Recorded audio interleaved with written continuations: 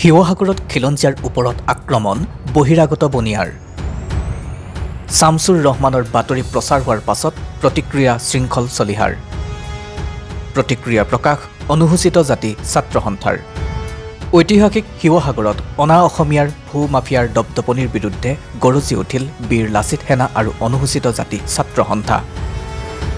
অতি শীঘ্ৰে খিলঞ্জীয়া লোকৰ মৃত্যুৰ ভাবুকি দিয়া বনিয়া গোপাল আৰু ভাতৃ কৃষ্ণ যোশীক গ্ৰেপ্তাৰ কৰি কাৰাগাৰলৈ নিক্ষেপ কৰিবলৈ মুখ্যমন্ত্ৰীক আহ্বান জনাইছে বীৰ লাচিত সেনাৰ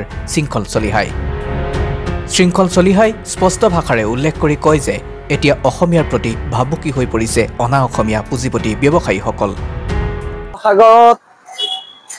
শামছুৰ ৰহমানৰ দৰে খিলঞ্জীয়া মানুহৰ মাটি কোনোবা যোশী উপাধিৰ মানুহে আহি জোৰ জবজ দখল কৰিব তাতো আৰক্ষী সহযোগত এটো খিলঞ্জীয়া মানুহৰ বাবে অশনি সংকেত বিশেষকৈ শিৱসাগৰৰ বাবে অশনি সংকেত আৰু শিৱসাগৰৰ বাবে অশনি সংকেত মানে অসমৰ বাবে উজনি অসমৰ বাবে অশনি সংকেত আৰু সেই কাৰণে এনেকুৱা ধৰণৰ কাৰ্য সহ্য কৰা নহব ইয়াৰ বিৰুদ্ধে তীব্ৰ গণতান্ত্ৰিক প্ৰতিবাদ হ'ব আৰু আমি আৰক্ষীক আহ্বান জনাইছো অসমৰ ডিজিপিক আহ্বান জনাইছো যোশী উপাধিৰ মানুহজনক অতি শীঘ্ৰে গ্ৰেপ্তাৰ কৰি কাৰাগাৰলৈ নিক্ষেপ কৰক যি সময়ত মুখ্যমন্ত্ৰীয়ে মাটিৰ দালালিৰ বিৰুদ্ধে কঠোৰ স্থিতি লৈছে সেই সময়ত যোশী উপাধিৰ মানুহ এজনে অনা অসমীয়া মানুহ এজনে খিলঞ্জীয়া মানুহৰ মাটি দখল কৰিবলৈ আহিব এই কাৰ্যক কোনো কাৰণতে গ্ৰহণ কৰা নহব আচলতে আমি বাৰে বাৰে কৈ আছো যে অসমত খিলঞ্জীয়া অসমীয়া ভূমিপুত্ৰসকলৰ মাটিৰ অধিকাৰ থাকিব লাগে আৰু এই লৈ আচলতে শিৱসাগৰতে এক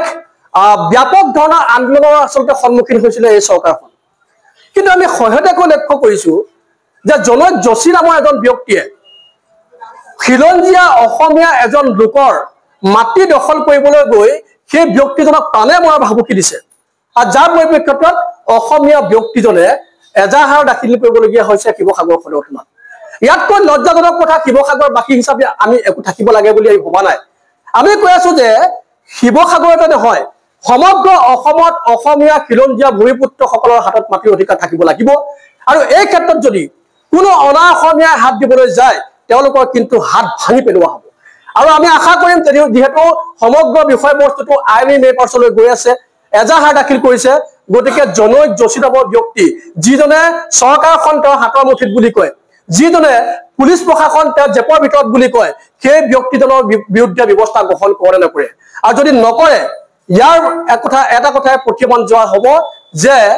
অসমৰ প্ৰশাসন ব্যৱস্থা অসমৰ চৰকাৰী শাসন ব্যৱস্থা এই সকলোবিলাক অনা অসমীয়াৰ হাতৰ মুঠিত আছে আৰু যদি নকৰে তেতিয়াহ'লে আমি অনা অসমীয়াৰ বিৰুদ্ধে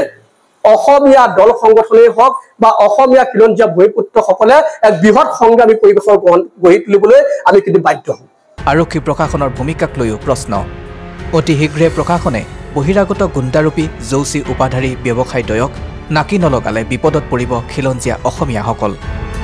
উজনি অসমত বসবাস কৰা খিলঞ্জীয়া মানুহৰ মাটি কাঢ়িব বিচৰা ঘটনাৰ পাছত চিন্তিত হৈ পৰিছে নগৰখনৰ সচেতন নাগৰিক তথা দল সংগঠনসমূহ শিৱসাগৰৰ পৰা ফাৰহান লস্কৰৰ ৰিপৰ্ট নতুন সময়।